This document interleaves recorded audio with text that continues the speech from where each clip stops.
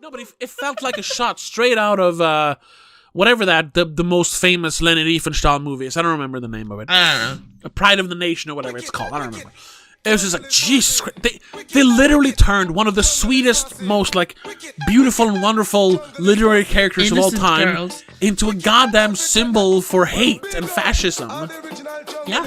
And just quickly going back to that's the, because you asked me where, because there were a couple of moments where I was like, almost like You were appalled. fuming. Yeah, that was one of them, because I literally said, oh, are they really going to turn Dorothy into a Nazi propaganda symbol? Are you for real? Are you serious? Yo, Matty, one of them, I spin them like a windmill. You talk for them, go to them, a week off the skill. Dance can nice and less when name on the bill. And the girls see you with my like them. Hello, and welcome back to the spoilerCast, the show where we talk about movies and we don't care about spoiling them. My name is Tobias, and with me as always is my sister and trusted co-host Rebecca. Hello. Original selector. Yes, we needed to spice up the intro a little bit because today is a sad day for me, at least. I don't know if it's a sad day. No, it's not a sad day, but well, a little bit, because I had to fucking watch a movie I didn't want to watch. For 2 Spoilers hours. for this rest of this conversation, I suppose. Because today we're talking about a new movie. We're talking about one of the most anticipated movie of this year, of this decade, maybe even. No. I mean, it's the epic conclusion. It's Wicked for Good.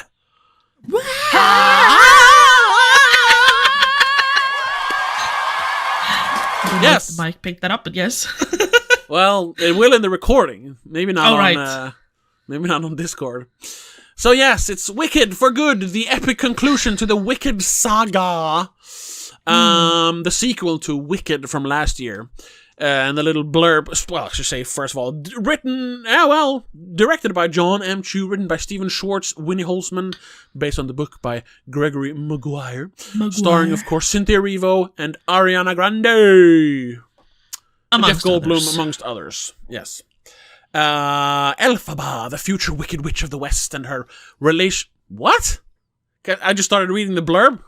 This is why you can't just read the blurb without reading it for yourself first. Because it just says, Elphaba, the future Wicked Witch of the West, and her relationship with Glinda, the Good Witch of the North. That is not a sentence. The second part feature film adaptation of the Broadway musical. What? That was bad. That's not it. I'll read the one from Letterboxd to see if that's better. As an angry mob rises against the Wicked Witch, Glinda and Elphaba will need to come together one final time. With their singular friendship, now the fulcrum of their futures, they will need to truly see each other. With honesty and empathy, if they are to change themselves and all of us for good. Yeah, that made more sense. a lot more sense. It's Wicked again. Yeah. It's honestly, it's like this could have very easily been like a 20-minute epilogue for the first movie. It did not have to be a 2-hour movie. No, because very little happened in this movie. let's just do stuff, it the normal way. Happened, but Okay, stop. Sorry, yeah, we're not Let's gonna do it the normal way. Let's do it the normal way. I'm gonna start by asking you this time. No, I'm gonna ask you. You just started talking though, so we save mine because that's we should start off on a positive note, I suppose. And honestly, I don't really know what you thought of it. You kind of side-eyed me a couple of times, like, jeez, but I don't know, because you liked the first one. I liked parts of it. Okay, but what did you think then of Wicked for Good? I liked parts of it. Okay. A lot less than the first part, the first movie. Yeah. Because I don't even know what the hell half of this movie was. Uh-huh. No, it's just my cat digging. Sorry. I don't like how they Marvelized it, superheroized it. I don't know. I Jesus Christ, the Wicked Witch is annoying. Yeah. Oh my god. Also, honestly, the one thing I liked in this movie, the best part of this entire movie, was Ariana Grande and Galinda. As Galinda. Yeah, she definitely had more of a meaty role this time. She wasn't just a frumpy moron like in the first movie. No. Yeah. Even though she was, still a little bit of like pushed to the side by everyone because she's just Glinda. Yeah. She still had more to do, and I really liked her, and she had some funny lines that I actually laughed at, but I can't remember a single one of them at the moment. And she actually got to, like, Ariana Grande belt out some fucking numbers. Like, in the first movie, it was all just, here she fucking very light, went for it. Yeah, which I liked. She has a good singing voice. Even though she, in this one, also hit, like, the opera notes, rather than I also doing... liked. She almost hit the fucking whistle notes, which is awesome. Oh, she's amazing. Yes, I know. But she doesn't use this range in her regular songs normally, because that doesn't Yeah, not anymore. She used to. Not, well, for certain things, but there's always... 10 years ago. First. Yeah, and she just won one of those really good belts. Anywho. Yeah. I feel like there were, for how long the movie was, I still feel like there were things missing, details missing, that they kind of just went, ooh, one of them they threw in at the end, as if they almost forgot it. Yeah? You can't say without spoiling, or? Has to do with the color green. Okay, yeah. Oh, yeah, we should talk about that, because we'll get to that, yeah. I just rewatched the first one, to kind of, refresh your memory. I have snoozed through the first one, to refresh my memory. But that thing stuck out to me, yeah. But we'll get to that, yeah. I still feel like they kind of forgot some of the storyline from the first movie, and just didn't include it properly. I have to rectify my statement from the episode when we talked about the first movie. Revise? I might be wrong about revise. Yeah, I might be wrong about the fact that the first movie was all of what the musical is. Okay, yeah. Because some of these songs were recognizable to me, and I haven't listened to the soundtrack before. So it's like maybe some of these things happen in like the second act of the theater, the musical, and I just don't remember it until I see it. But there are definitely things I don't remember at all being part of the musical. And yeah, no, there's details I didn't like, but I can't really talk about them without spoiling things, actually, and I feel like we shouldn't spoil this one specifically.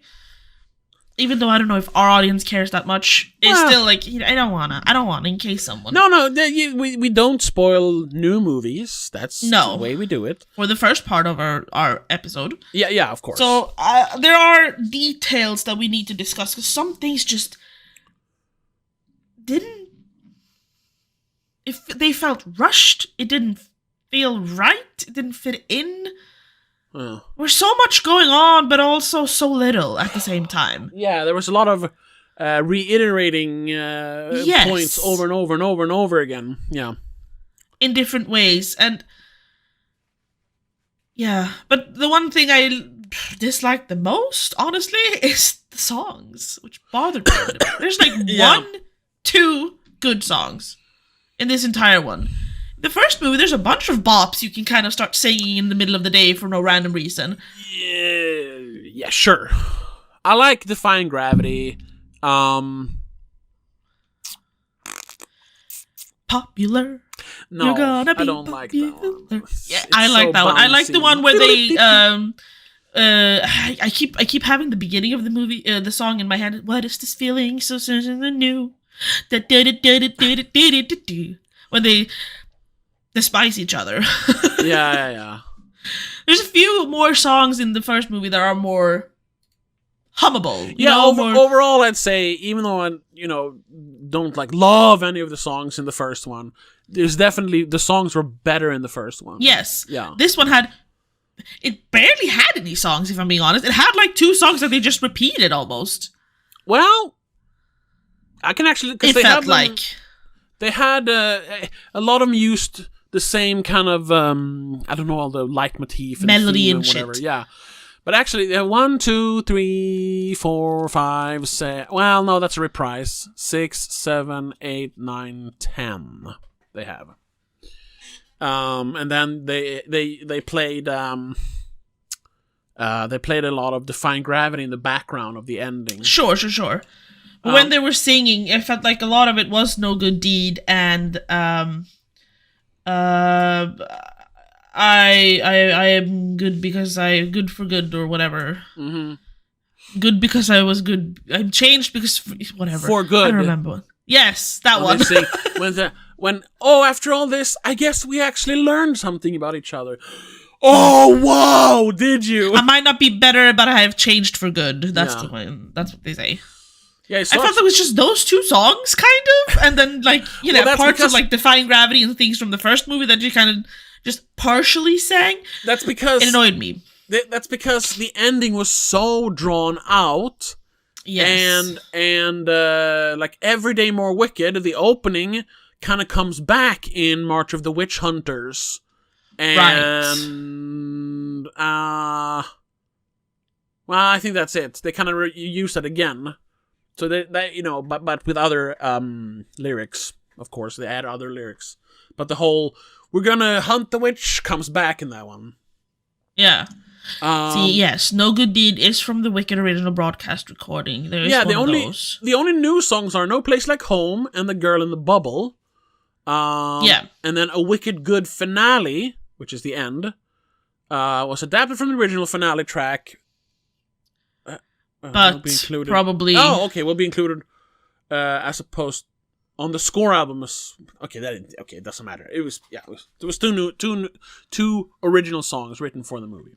Yeah. No Place Like Home and Girl in the Bubble. That's kind of funny because I thought Every Day More Wicked, it kind of sounds like No One Mourns the Wicked from the first one. It is, basically. Exactly. They just changed parts of it. Exactly. Which is why I didn't count that as a new song. So the first one was Thank Goodness / I Couldn't Be Happier. Fucking boring song. Yeah, that wasn't very good. No Place Like Home. Wicked Witch of the East. No. Yeah. See, from the first we have The Wizard and I. That's also Wonderful was fun. When Wizard, Elphaba, and Glinda are singing together. That was fun. Yeah. I'm Not That Girl. Boring.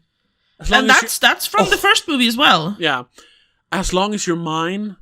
We're going to talk more about that entire We'll get to that one. Yes. And then was... As much as I, once again, wasn't really looking forward to this, the No Good Deed, piece they used in the trailer was like, oh, it's going to hit so hard.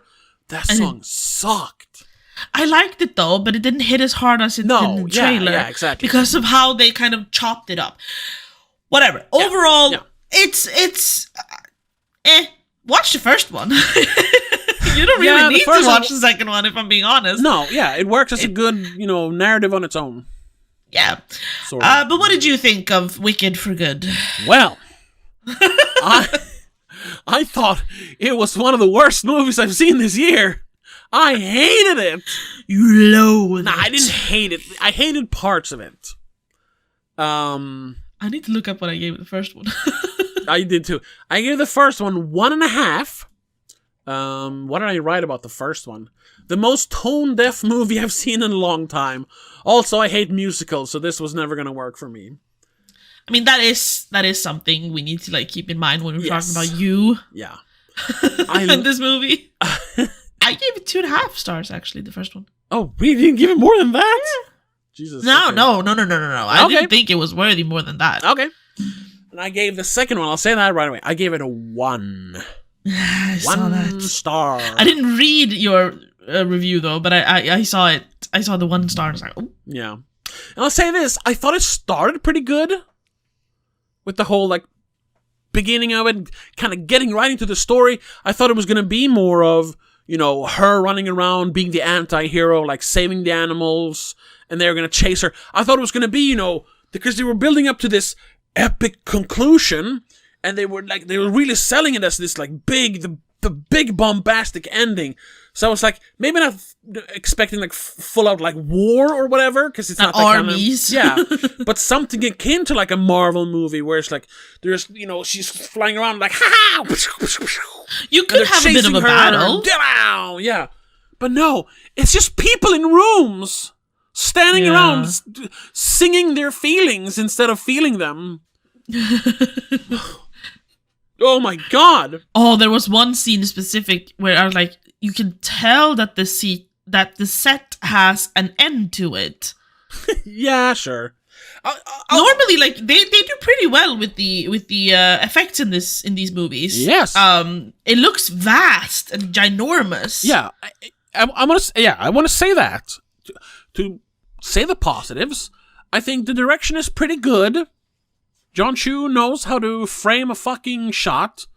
Yeah. Like, there's a lot of like cool looking iconic shots.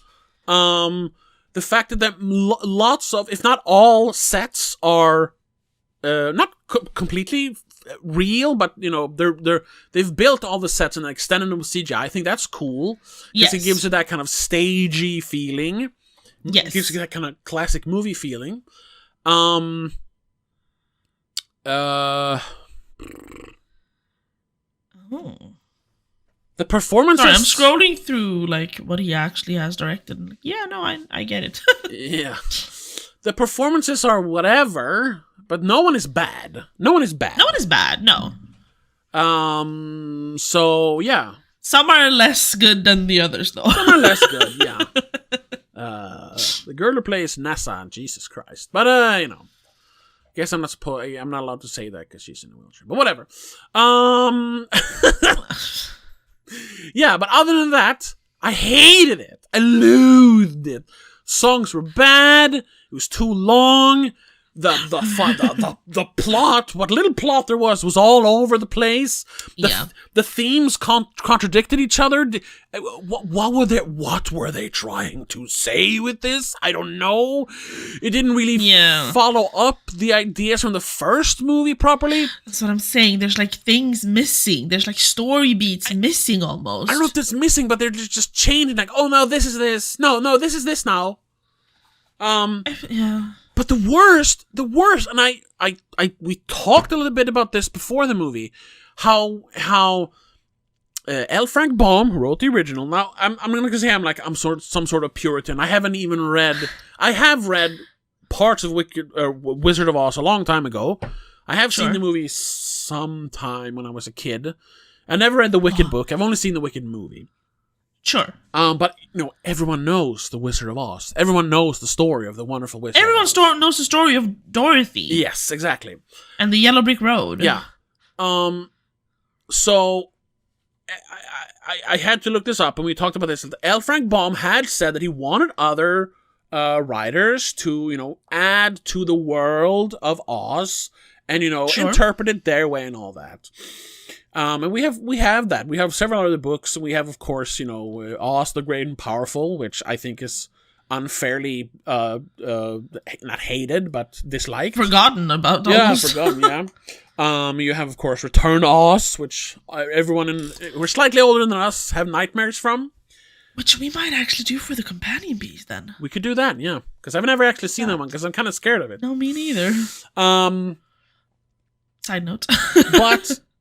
Since this is my only glimpse into the extended universe, maybe a lot of them are this bad, but I'm just judging this for this now, and I think it's just there's one thing to rethink, like, oh, what if the Wicked Witch of the West actually was good, but she was turned evil, that kind of, first of all, fan fiction garbage. Writing. I hate that kind of writing. If they sorry, I have to point out because you said you kind of like the Great Oz the Great and Wonderful, whatever was it? Great and Powerful. It's a great title. Yeah. They do that in that one too. They do? Yes, she turns bad when he scorns her. She turns bad at least. She becomes the Wicked Witch. Here, as much as he says she turns into the Wicked Witch, she doesn't. It's all a goof in a play. She's wicked for like 2 minutes. Anyway. Spoilers. Guess what? She's never actually wicked. No.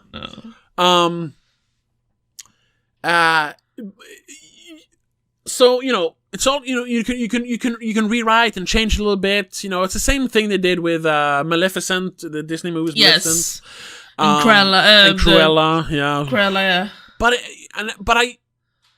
But then to completely, not just like pivot or change a little bit, completely rewrite every character so they are the complete opposite of what they are in the original movie, and then not even do like something like Return to Oz does and put it after the original, where of course people can change, but then you can say, well, they can change even if you write a prequel. But this prequel changes all the characters. It makes no sense that they arrive in The Wizard of Oz the way they do. No. And also the way they portray some of the characters. I don't want to go into too much, but you see it in the trailer. What's the girl? Dorothy? Dorothy, yeah. Dorothy and Toto and the Tin Man and the Cowardly Lion. Like Scarecrow. There's this one shot, I don't want to say too much, but there's this one shot towards the end where they use her like shadow, her silhouette, as like it made me think of like a Leni Riefenstahl, propaganda movie for the Nazis. The way they used her and then showed that shot of her, Which, funnily enough... Yeah. Because that's what the whole story is about. Like, this is about, like, oppressed people having to rise up and, how the banality of evil can turn good people wicked. Yes. More Glinda, or not Glinda is more complacent. Because, they're not bad to me. So exactly how lies can so easily turn people against such simple things as speaking animals, showing how much more complex it is than just here are the bad guys, here are the good guys. But the thing is, and this is a problem with Cruella and Maleficent as well. I don't know why they've chosen 3 of the most evil characters in all of literature or all of media.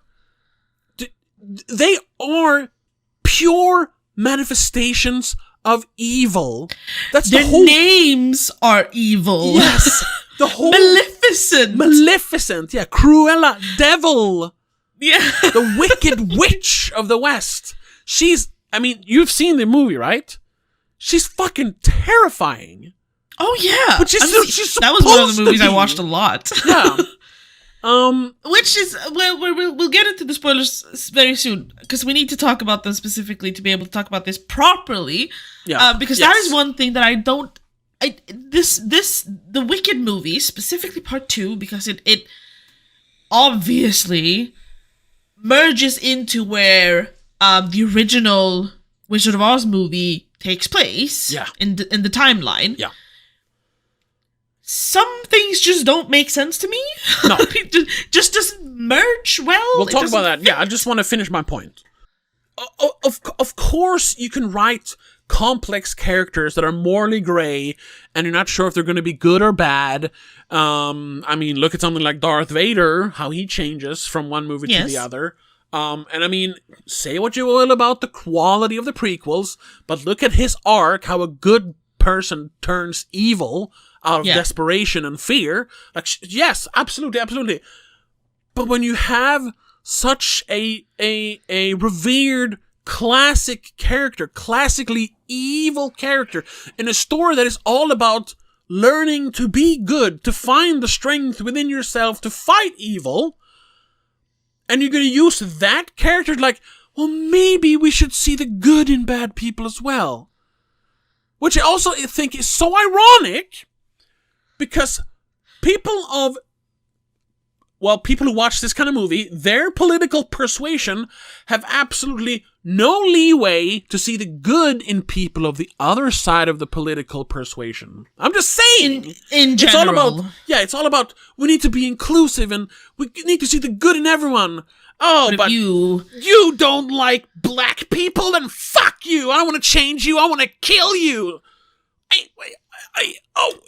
Where did all the kindness go? Where did the other cheek where's the go? acceptance? Where's the acceptance? I thought you loved all people. Yeah, except for people who are bad. Well, then you don't love all people. Who's to say who's bad in certain exactly? Certain That's what the whole thing is about. Things here. I threw in the politics part. That's not really part of this. I'm just saying, but that's in there, you know. Yes. Especially how they treat Madame Morbid or whatever. Morabelle in the end.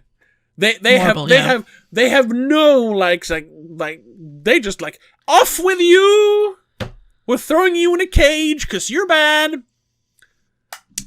Yes, we talk about that character as well, but I think we'll spoil something, so we need to get into spoilers now. We need to get into spoilers now, but that's what I'm saying. Like this movie, what it really should have been about is if you really want to make a story about the good witch and the bad witch, they're actually friends.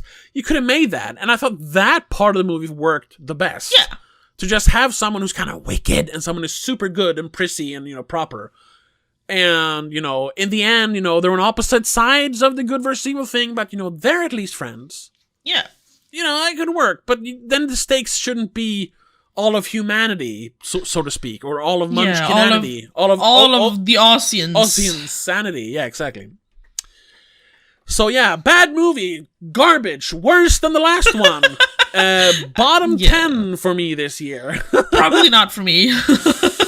So, from here on out, spoilers. We've kind of spoiled a little bit, but from here on out, it's going to be proper, specific spoilers. If you don't want it spoiled, turn it off, go watch the movie, come back and finish the show, of course. Yes, and then yell at us in the comments that we are wrong and stupid and ugly. Tell us how wrong we are in the comments. Leave a dislike, leave lots of comments, long comments. Watch the whole thing, because we're going to hate the movie for an hour now. Watch the whole thing. And we're going to talk more about it on Patreon and for the members. So don't forget to sign up to patreon.com/domagazine or click the members button on YouTube so you can hate us even more. Keep the hate train going. Now, spoilers. You have been spoilers. So, in the end, when she doesn't die? Exactly. In the end, when Alphaba doesn't die, what a fucking ripoff. So, see, that part fucked me over a little bit. Because I was like, that is not in the musical. It can't be. I don't remember that part. It can't be part of the musical, for fuck's sake. But I knew it would happen. As soon as she was so fast to go, no, I have to do this. I have to sacrifice myself. I was like, oh yeah, because she's going to fake it. She's going to fake it all.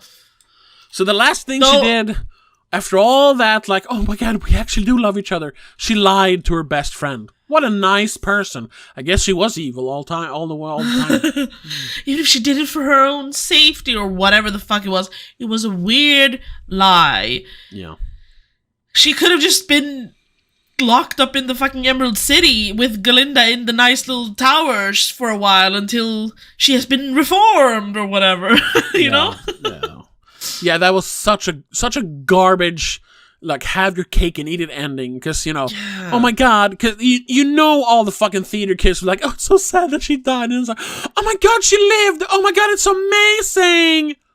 No. She lived so she could walk into the nothing, basically, of the other world, or the other part of the land. Walk to our world, I think that's what it's getting at. I suppose, but they're walking through nothing, so... Sure, yeah. And is she gonna be green in our world? That will be even worse than green in Oz. And she's not gonna like this world if she doesn't like Oz. Yeah, a literal straw man, yeah. They will be burnt as soon as they step foot in the city. Yeah. But like what you gave up everything to walk through nothing with the man you love that you changed completely into something that is barely lovable. No, that's not fair, because that's what the whole thing is. You're supposed to accept people for who they are.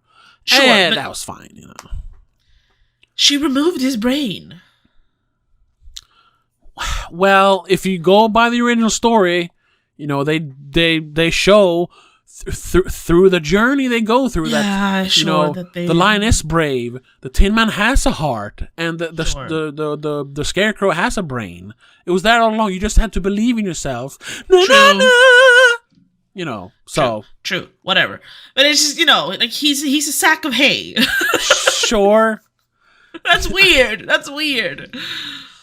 But their love will survive the desert and all that stuff. It's weird that he's literally that, yeah. Yes. Because they're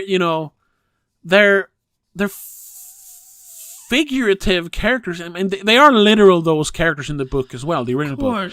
But they're representing something. Here, he's just literally a hayman. Yes. Okay. It's weird. Yeah. That was like one of my I don't get it. What the fuck is going on? Yeah. The ending just made me go, huh? Why? That felt like they ruined it almost. Yeah, she should have died. She should have died. Because I believe that in the original Wizard of Oz, she does fucking die. She melts. Although I think her sacrifice, so to speak, was completely not pointless, but it was dumb. It was dumb. The whole plot was dumb. Because here's the plot. So she wants to, stand up for the people who are being marginalized in Oz. She wants to help the animals. And I mean, in this movie, they even start they start calling Munchkins, Munchkin! Jew is basically what they're saying. The whatever they're called, Winkies, are like, hey, Munchkin, you're not allowed to go to Emerald City. You need to stay in your land. You need to stay in Poland, in the ghetto, Jew, basically. Because one girl in power was scorned by a boy, and she's like, no one gets to do anything. Evil. I want him. She was the Wicked Witch, for Christ's sake. Yeah. That is Nessa Rose. Nessa, of course. Yeah, Alphaba's little sister. So yeah, it was. The story is that Elphaba wants everyone to be happy and friends. Basically, she wants to show them that the wizard is actually evil and lying to them. Yeah, he's trying to rule you by fear. Classic, classic fascist move, fascist/National Socialist move. Yes. And she tries that for a little bit. And that's also, the movie takes place over 2 or 3 days. Something like that, The first one feels like a few weeks at least. It feels like there's, and here time moves. Oh yeah, no, they're going through half a school year in the first movie. Yeah, and here just, 2 days, 3 at the most. Yeah. Because we do have one night scene and then there's one in the end. So yeah, 3 days. Yeah. So here she's like, there's the opening scene where she's sort of freeing the oxen from laying the bricks, but not really. She just swoops in like a hero and frees the oxen, and then they all run away. And then the road is still done. In the end, I mean, yeah. I don't know if she succeeded with anything. And then there's a lot of singing, and to show that Glinda is happy because she is the good witch. Even though she's kind of confused of what she's supposed to think about Elphaba now, and that goes on for 20 minutes when they're singing, and we see the Emerald City and trains. This is why the movie's so long. Why it could have been 25 minutes. And then it could have been at least an hour, half an hour shorter, or something. Definitely, I think you could have made a pretty. Not decent, but you could have made a 2.5 hour movie of both of them. But anyway. Yeah, probably. Anyway. Then you have Elphaba seeing that the animals are fleeing. Yeah. And she's like, no, that part, but yeah. You need to stay and fight. And they're like, but there's why should we fight for a country that doesn't care for us? We're leaving. Fuck this. And she's like, but there's no place like home. Yeah, there's no place like home. The home that has always hated you. I thought home was where the heart is. Yeah, just leave. Go somewhere where they accept you. Yeah. She even says in the song that even if it's just a country, even if it's just where you grew up, it's still home. Like, no, home is where your family's at. Home is where your friends are, where you feel happy, where you feel safe. Yeah. It doesn't matter if that's this country or some other country. It's like Tom Waits says, what makes a house grand? Oh, it's not the roof or the floor. If there's love in a house, it's a palace for sure. Yeah, a house is just a house. A house is just a house. A country is just a country. Until you have a reason to love it, which is usually the people in it. Yeah. And then there's a bunch of girly drama back and forth about who Furio actually likes.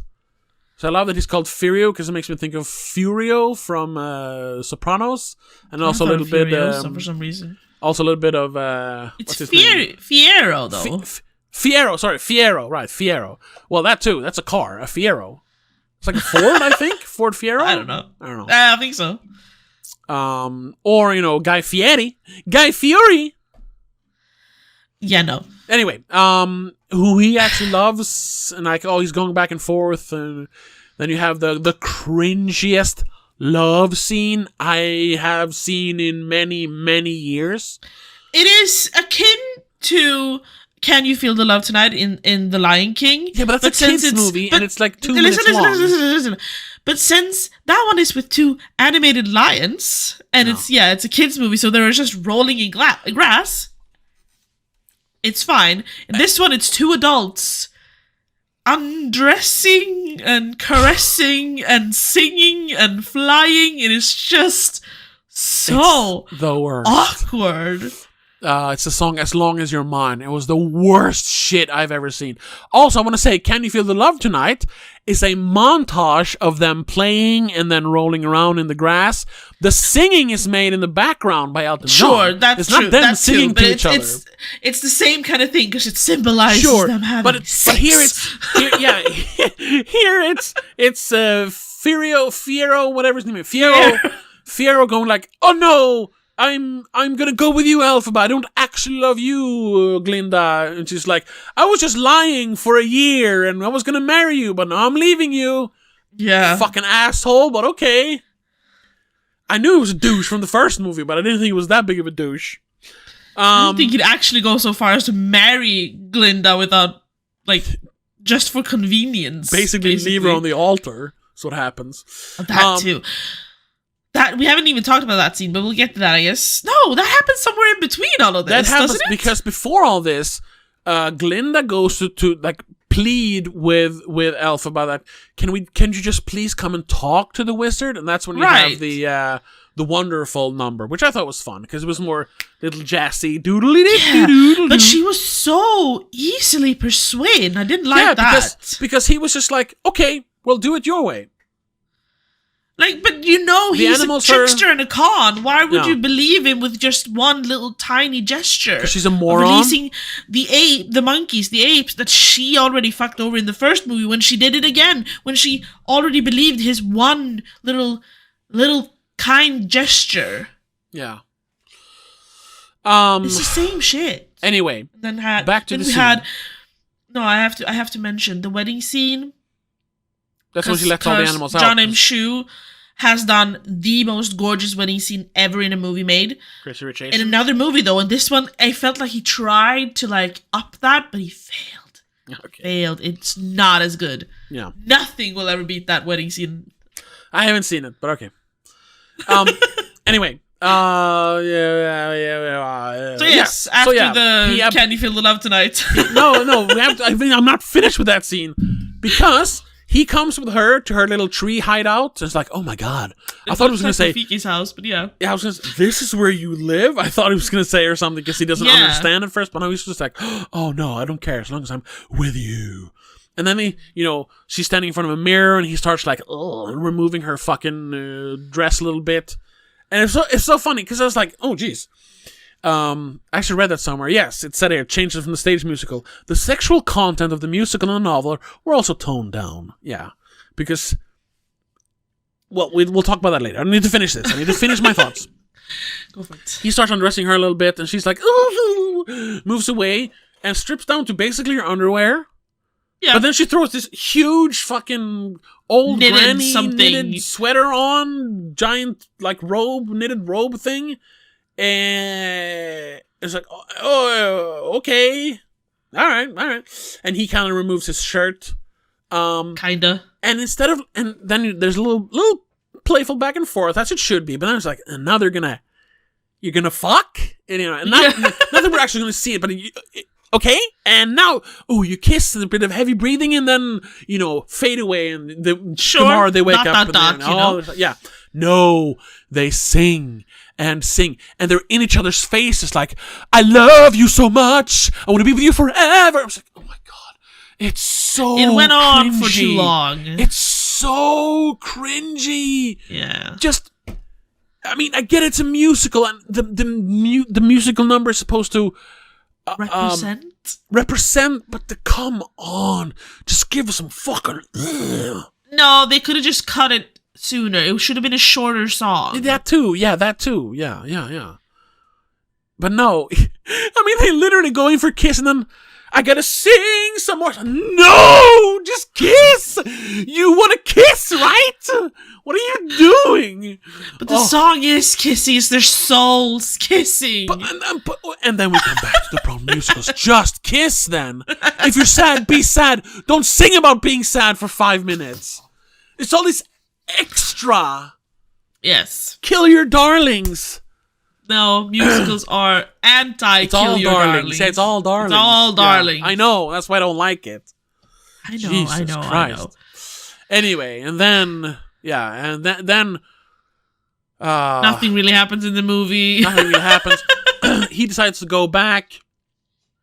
No, there's a bit of they decide to lure her out by Marble, whatever her name is. Marble. Miss Morrible, yeah, or Madame Morrible. Madame Morrible. She we need a bit. She's not married. No, yeah, they made a thing about it because I called them Mrs. Marble before. Yeah.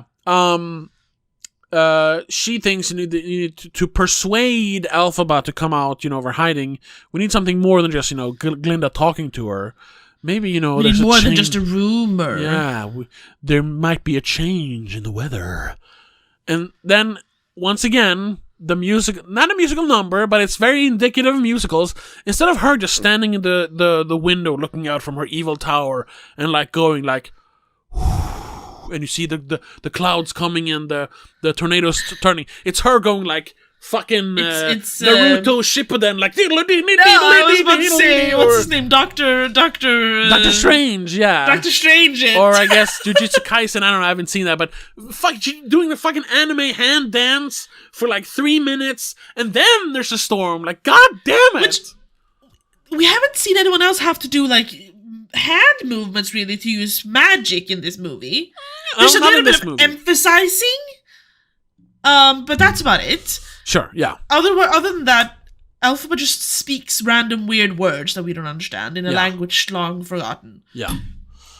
So this is a little odd. It's a little bit odd that she has to all of a sudden do fucking dance, move the clouds or something. And that's the storm that brings Dorothy's house into the land of Oz.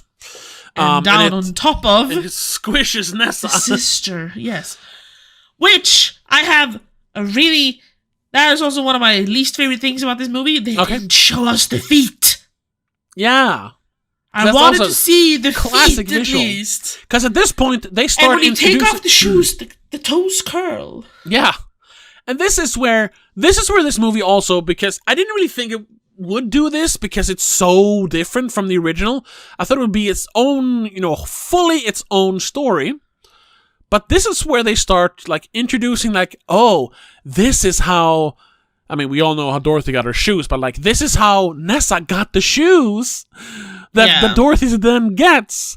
And why she is the Wicked Witch of the East. It's all how Han Solo got his boots. It's all that. Or, yes. How Anakin Skywalker became Darth Vader. It's all just member berries. Yeah, even though they technically introduced how Nessa got her shoes in the first movie. Yeah, I when guess her dad gives her the shoes. They turn red here. They turn red here. No. They're not red though when Dorothy wears them. I know, which is so dumb because they're supposed to be red. No, but that's the thing. If we talked about it when we talked about the first movie when we did the episode, in the book they're not red. Oh. They turned them red for the movie for the color contrast because they couldn't sparkle and show off in even in Technicolor as the movie is. It just didn't work. It didn't look as grandiose. Sure. So they changed them to red, and then having them red here is a little bit of a homage to the original movie. But then they wanted the original shoes. But they wanted the original colors as in the book. Even though every other visual thing in this movie feels a lot more like it's supposed to be, both like the stage show, but also the movie. It's very much taken. No one would know it was Dorothy walking there if she didn't have the blue gingham dress and the braids and the shoes. Yeah. They didn't even show her face because she is that. That is her. We never see. That is all we need to know. We only see the back of Dorothy. We see her in silhouette, and we hear her voice once, far, far away in the end. Which is wait for me. Which I don't remember. Is that in the original story that the wizard leaves and she goes with him? Yes. Okay, it is. No, okay, she doesn't go with him. But she comes back. She click your heels 3 times and there's no place like home, there's no place like home, there's no place like home, and she wakes up at home. Right. Because it was all a fucking dream. Yeah. Or was it? That's the magic of it. Anyway. That's the magic, sure. But yes. Because we also before that we introduce how the Tin Man becomes the Tin Man. In one of the most horrific scenes in this movie. and him just being a vengeful, angry son of a bitch after that. That's not what the Tin Man is. He's supposed to be I'm a robot. I don't have any feelings.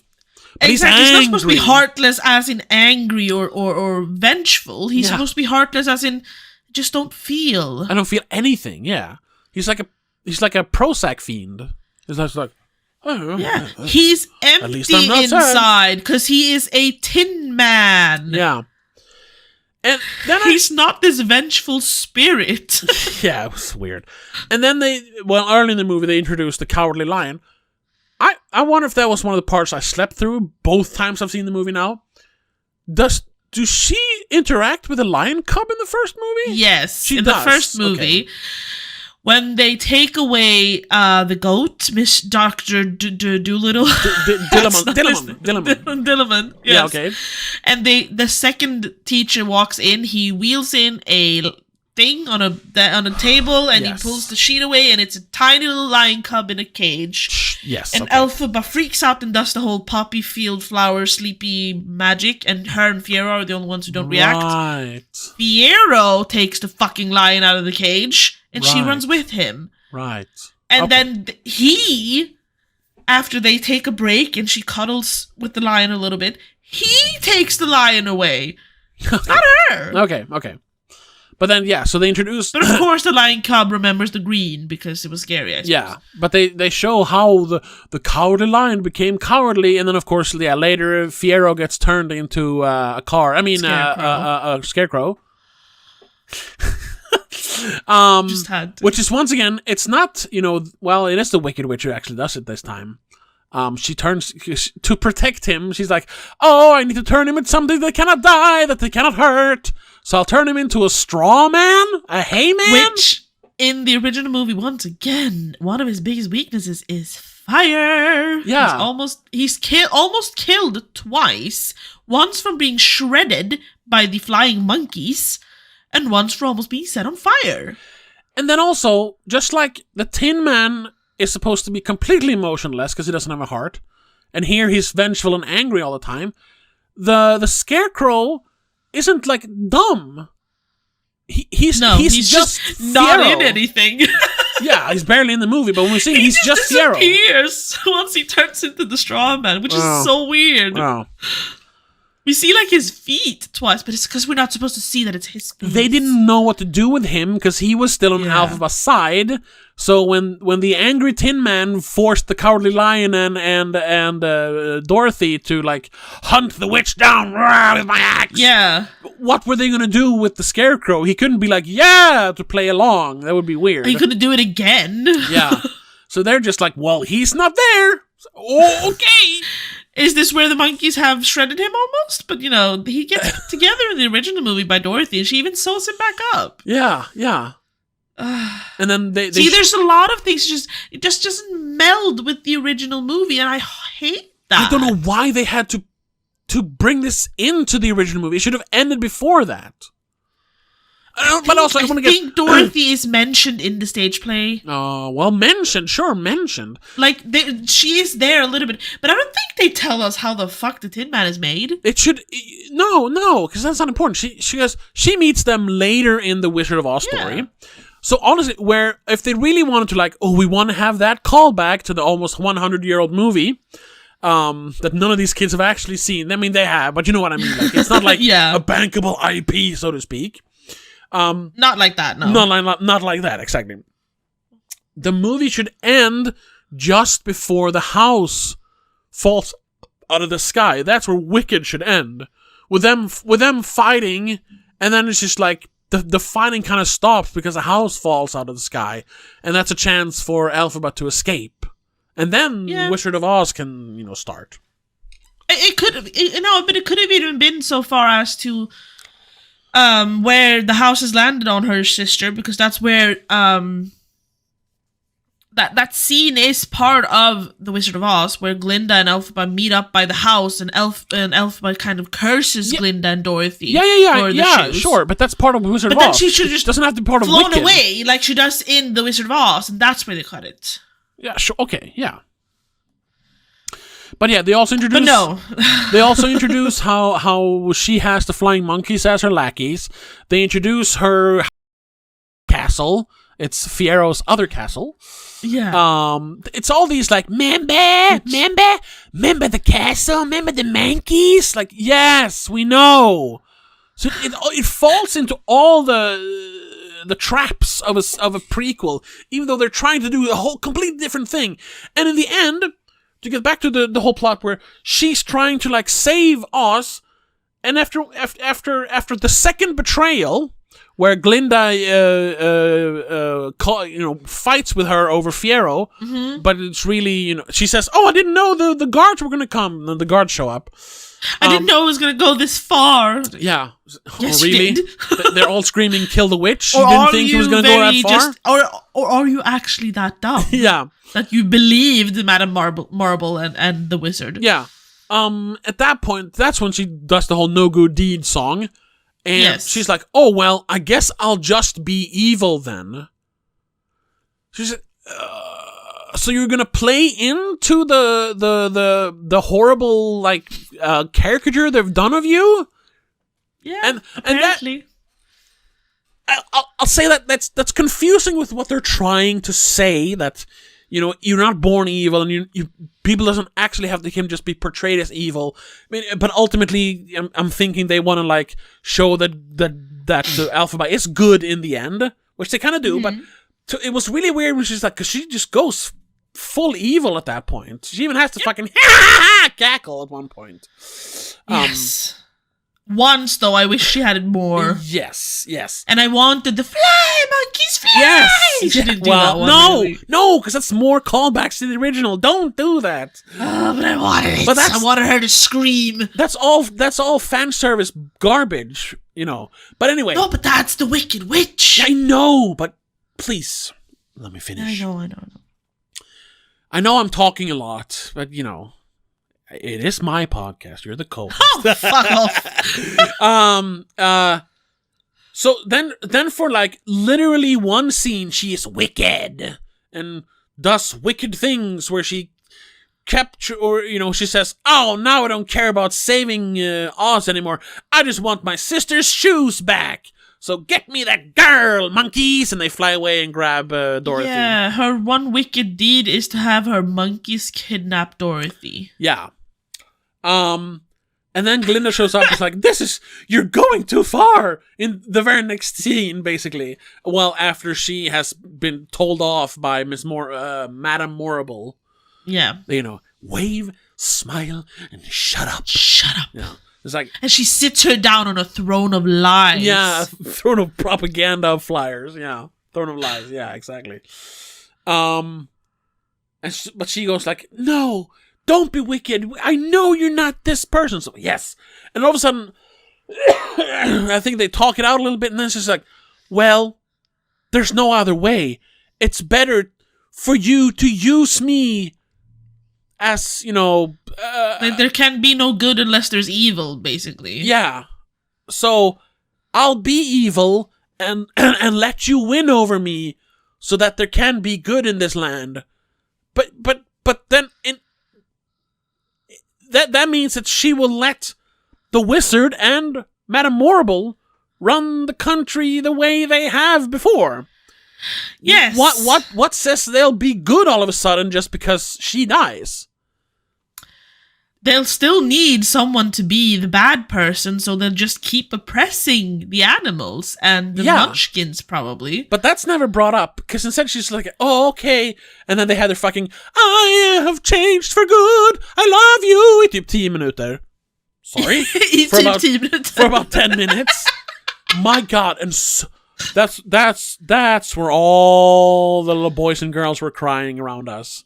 Yeah, we need to mention it. Like, I understand getting emotional. It's supposed to be an emotional scene. Yeah. However, the poor boy next to me, as soon as he heard like the first note, he knew it was that song. Yeah, because he knew exactly what was going to happen. He'd probably seen it the day before or something.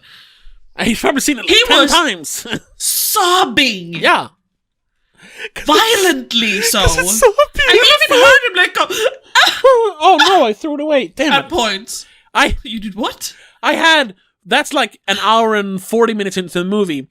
I literally had a napkin stuffed in my pocket for 2 hours because I knew there was going to be a lot of crying around points. I could pull it out and fake cry next to you to make you mad. The worst part was before the movie started, there were two guys sitting next to each other to the side of me.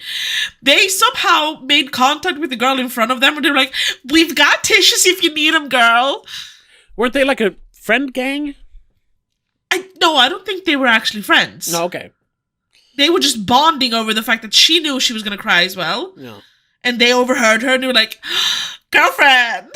And next to me was I have no problem with gay people, for fuck's sake.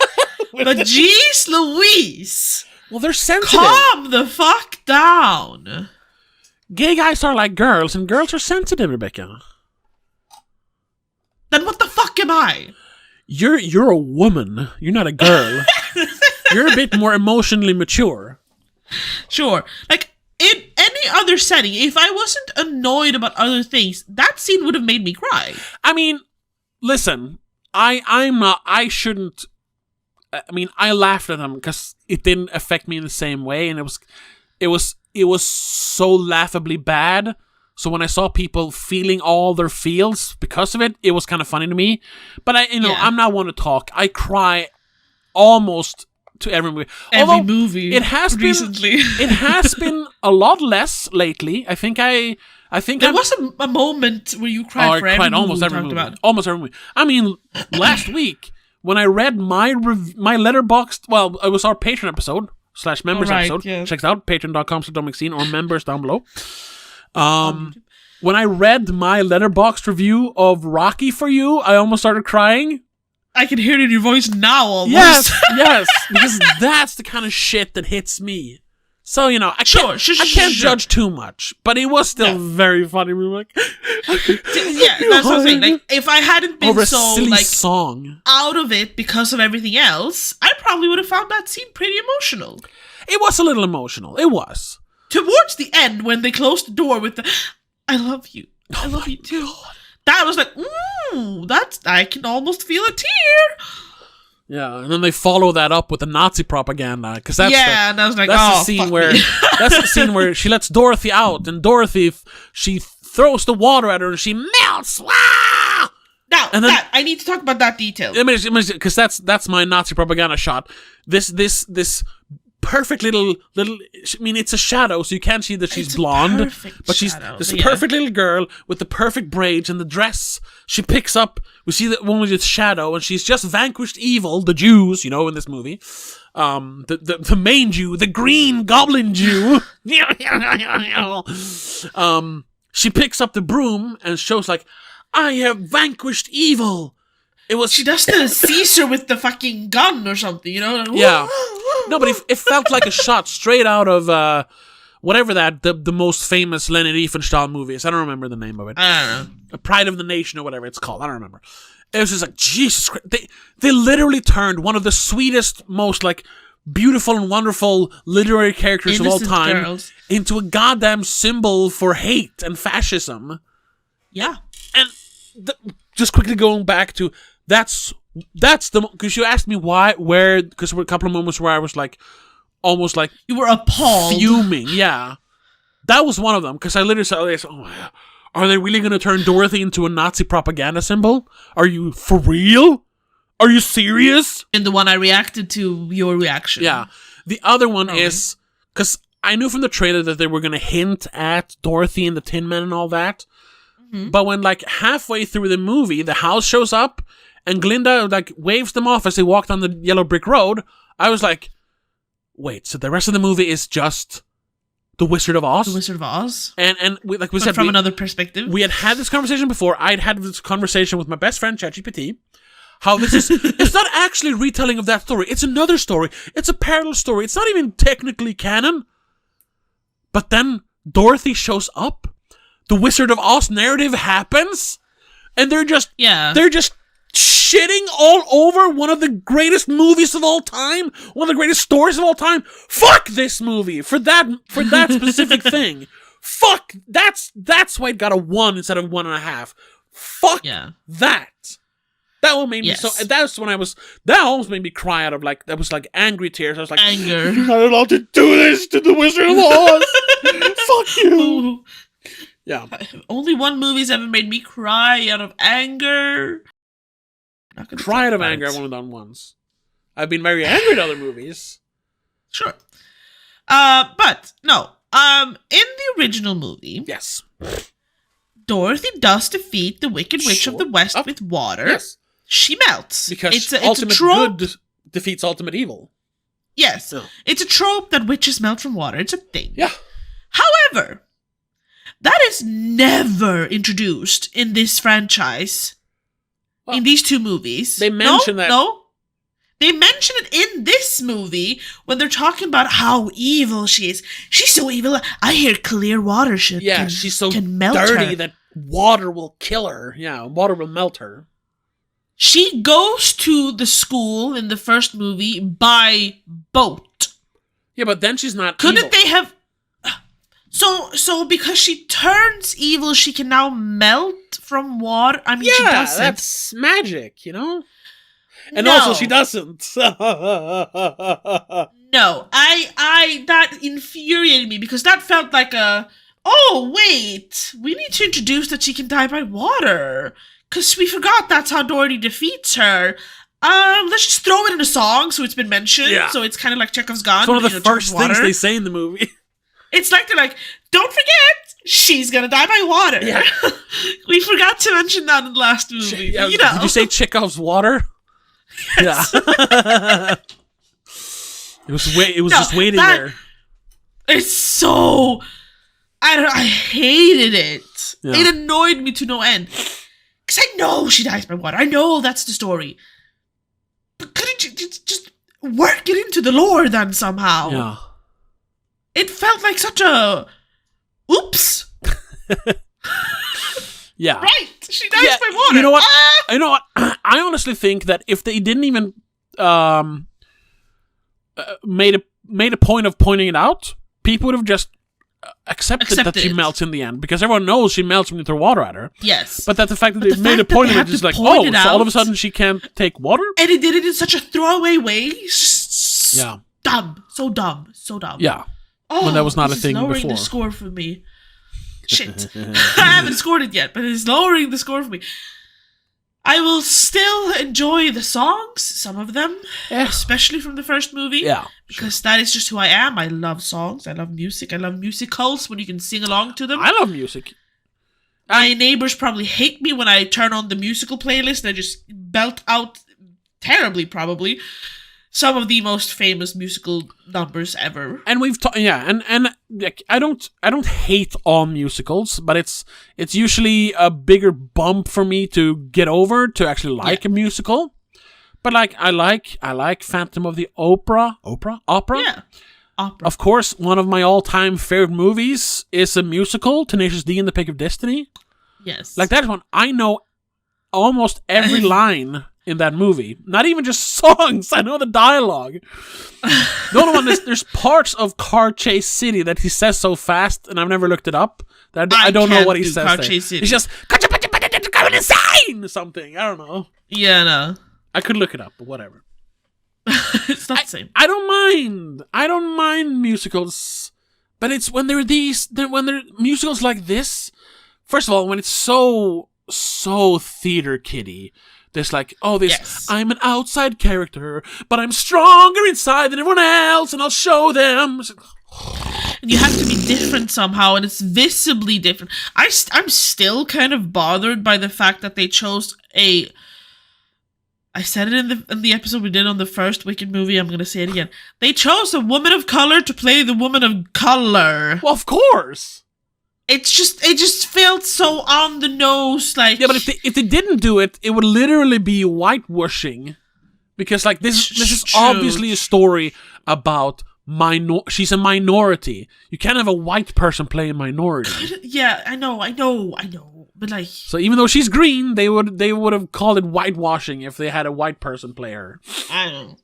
It just felt so.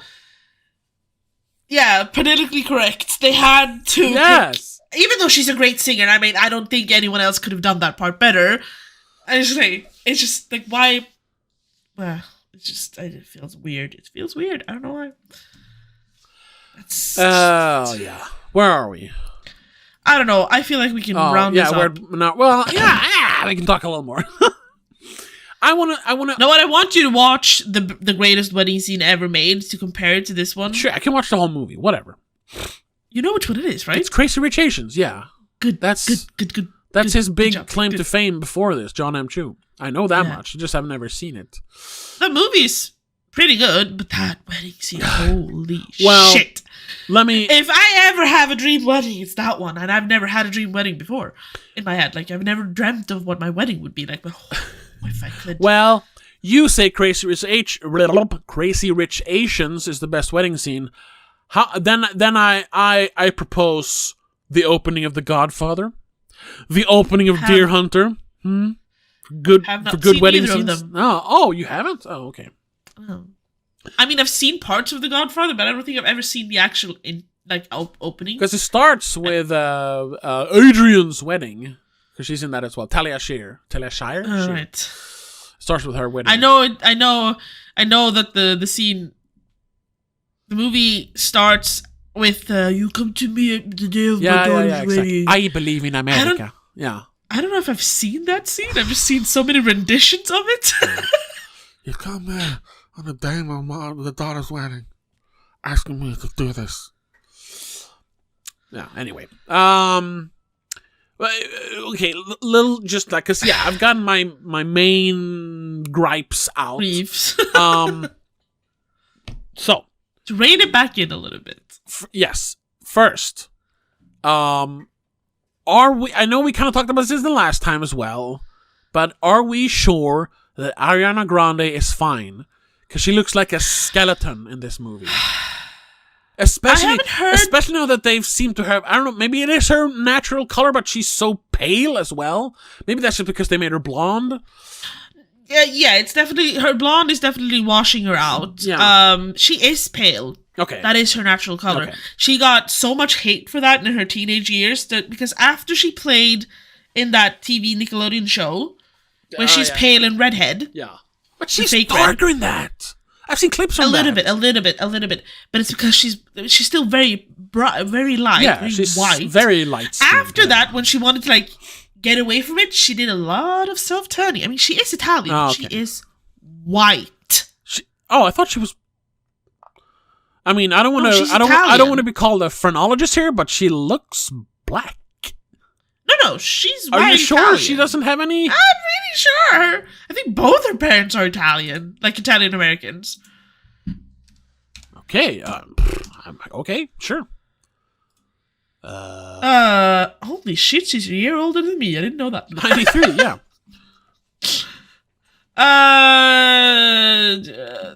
He doesn't just say born in, Ariana Grande Butera is an American singer-songwriter. Where is her parents, family, Her lineage. personal life?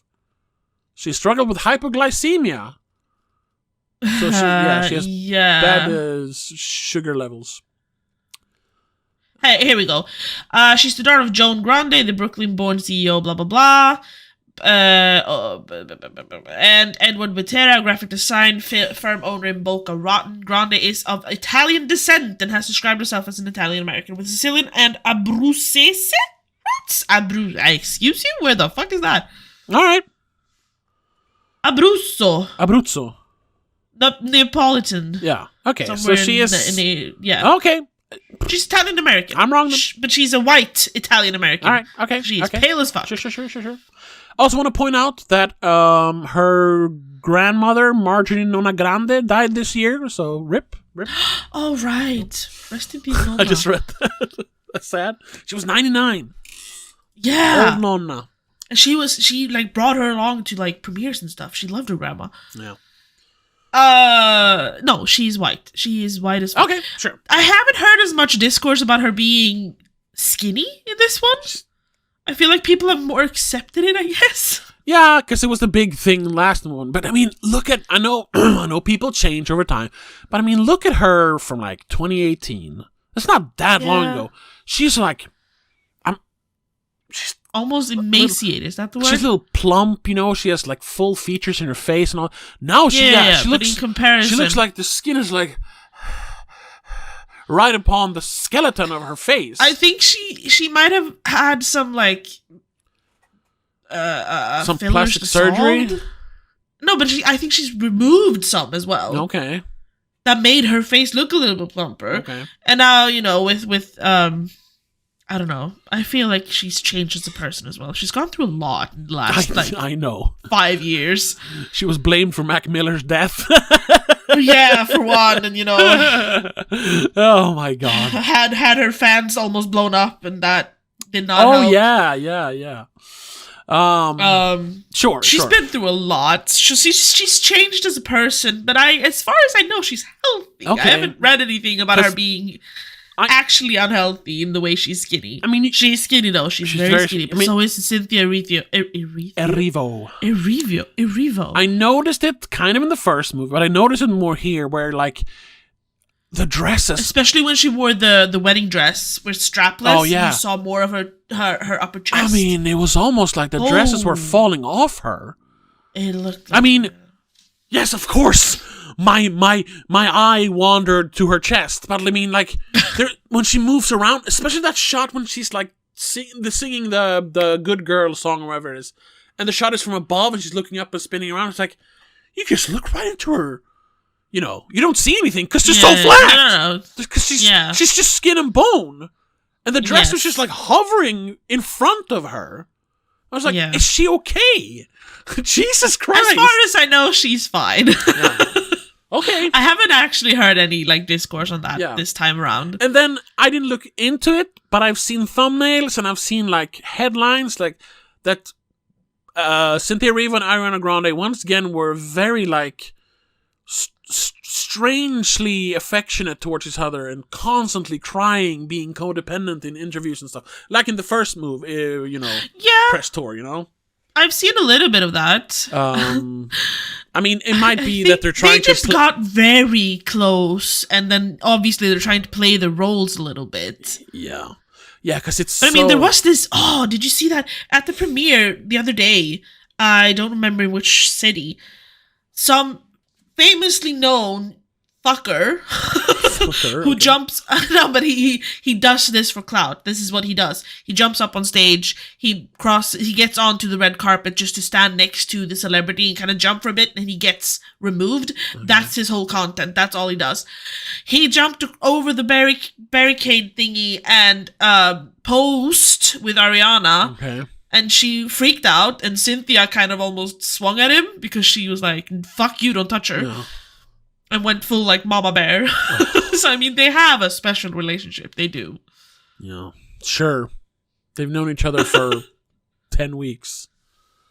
No, they started working on this for quite a while ago. It feels so like they're like, and they're always they crying. Just connected, probably. Jesus Christ! But I did hear I didn't see the interview, but I saw they have emotional problems. Is what I'm trying to say. Probably is. Someone made a comment on like their last interview for the press tour for this, and they were like emotional that it was the last interview. Like, but you can still talk. You know that, right?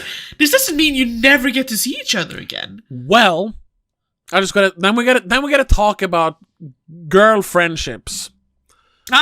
Because I saw a video of that, not of that, but about a girl. It was called Breaking Up with My Best Friend. Okay. And I thought it was just going to be like a phone call or something. But this was this long video essay of this girl who had, she was like 26 now. Okay. Or something like that.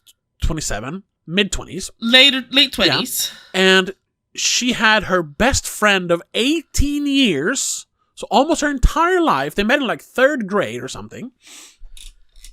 They were best friends in 3rd grade. They went to the same high school. Sure. They without even discussing it, applied to the same college. Then, of course, roomed together during college. Of course. Moving through 3 different apartments during college. This was also, I think, because they decided to study in. I think they're both Korean American. But they actually decided to go to a college in Korea. So, of course, you're going to then... you don't want to get too separate. Yeah. But they... It's a little bit of home, you know? Yeah. The way she described it was they had literally spent every day since they met together. And for the time in college, all day, every day together. Yeah. Day and night.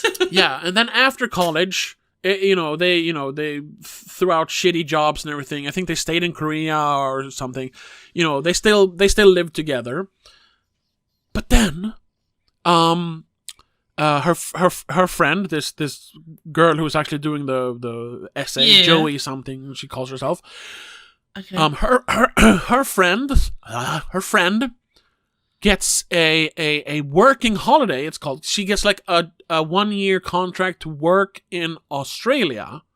Yeah, that's the thing. They have to separate. It's like, oh, okay, but well, we still call and because Australia isn't that far from Japan and Korea and all that, so you can kind of travel pretty quickly there. Yeah. So like on the same time zone. Even, I don't know. Yeah, maybe. So they still met up from time to time.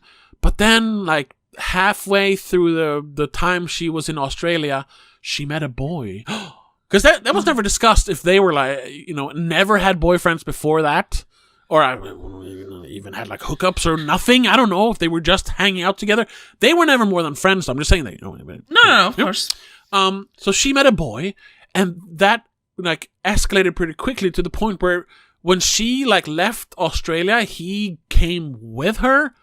And they were going to get married. They were going to get their own place and all that stuff, I'm assuming. And she then, in this video essay, was like, and that's when I understood that I was, first of all, because her friend was kind of a shut-in. She didn't like to go to parties, while Joey was the more like outgoing social person.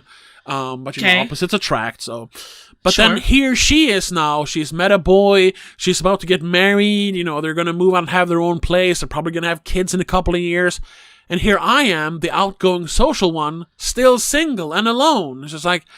And that's when I realized, like, she was my emotional safety blanket. I didn't need a partner, because I had, the best kind of partner I could with my best friend.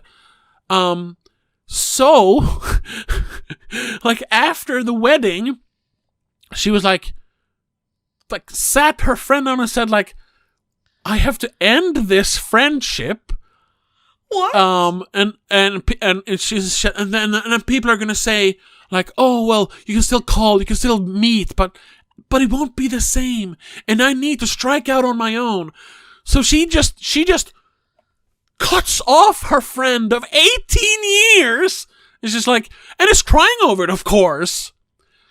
And her friend is crying because I'm hoping they had a conversation, but in the video, the friend reads a note. Just show the conversation. Yeah, sure. But the friend reads a note and is crying.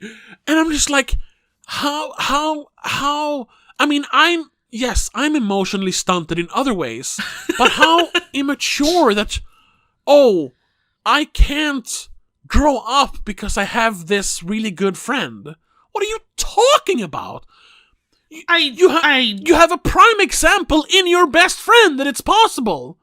Yeah. She did find a boyfriend. She is getting married. She is moving on. She's not breaking up with you. You're breaking up with her. And that's. What is your question here? Well, that's why are girls so weird? Stop generalizing. I'm generalizing as a joke, but come on, like, that is, what the fuck? You're breaking up with your friends? I've never heard of that before. That's such a weird thing. It was really weird. I've heard of friends drifting apart, yeah, of obviously. course. I've had several friends drift apart. Yeah, like, that happens. You grow, you switch classes because you have to change the school because you grow out of that school. Like, and for high school we have to go to this new place, and you end up in different classes, and all of a sudden, no, you're not talking every day because you're not sitting next to each other in class anymore. And you realize that we were friends, but it was because we were in the same classes. We weren't exactly. We weren't really. And now you're all of a sudden friends with someone else. Yeah. Even a prime example is me and my former best friend. We literally grew up together. Yeah. But in 2020, when we couldn't see each other as much, we drifted apart. Yeah. When the pandemic hit and I became a shut-in, we drifted apart. We're still friendly. But whenever we meet, has either of you tried to, like, reconnect? No. Okay. We don't feel the need. No, yeah. Neither of us feel the need. And it's like that. It was natural. It's like that movie Good Boys. Have you seen that movie? Came out a few years ago. No, I don't think so. It's like an R-rated comedy about 12-year-olds. No, I don't think I've seen that. Well, they're three best friends because they grew up together because their parents knew each other from basically maternity ward.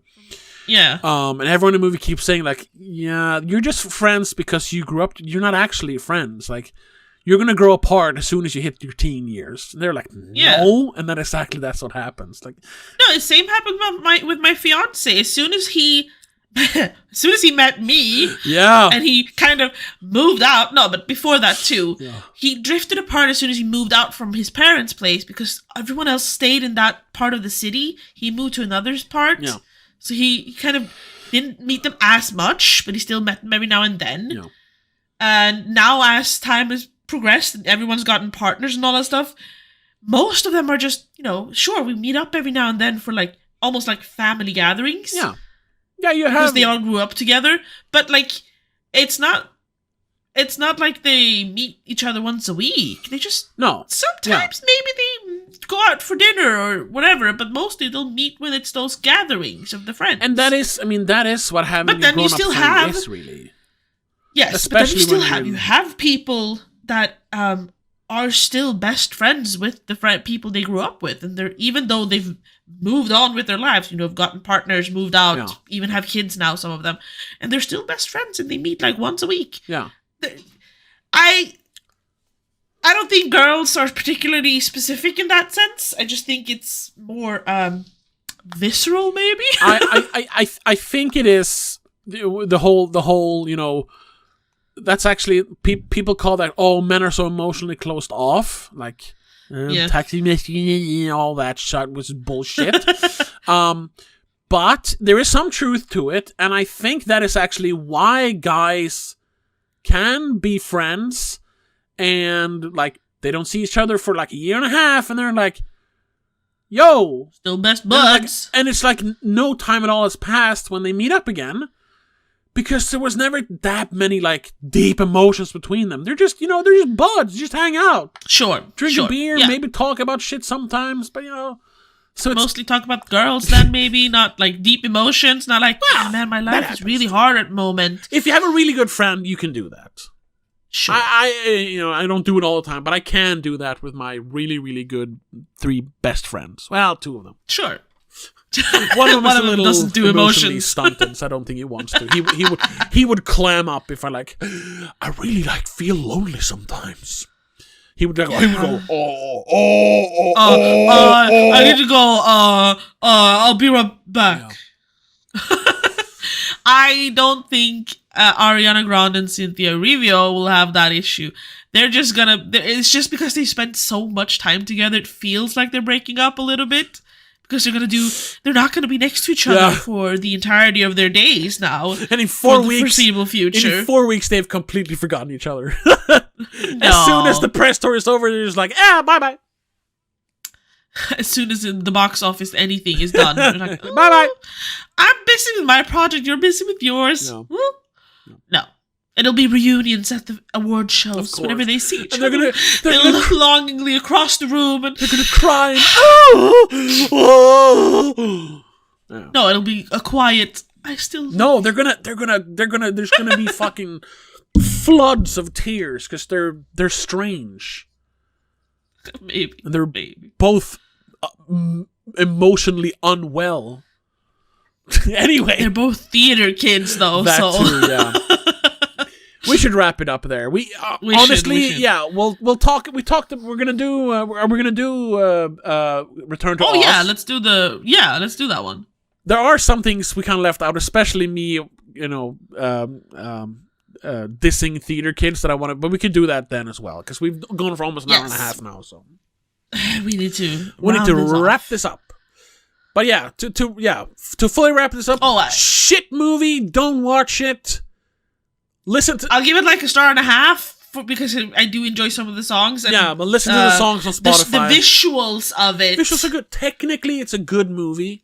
Exactly. But that's what I'm trying to say. It falls completely on the script and the performances. Yes.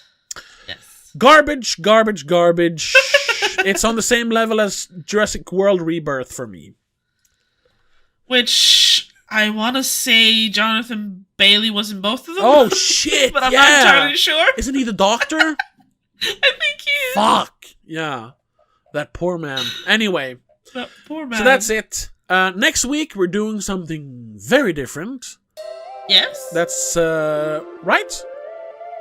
We're doing a Minecraft video. Yeah. We're going to talk about one of the greatest cinematic experiences I've had this year. I don't know about you, but for me at least it was. And it's a 2.5-hour Minecraft video.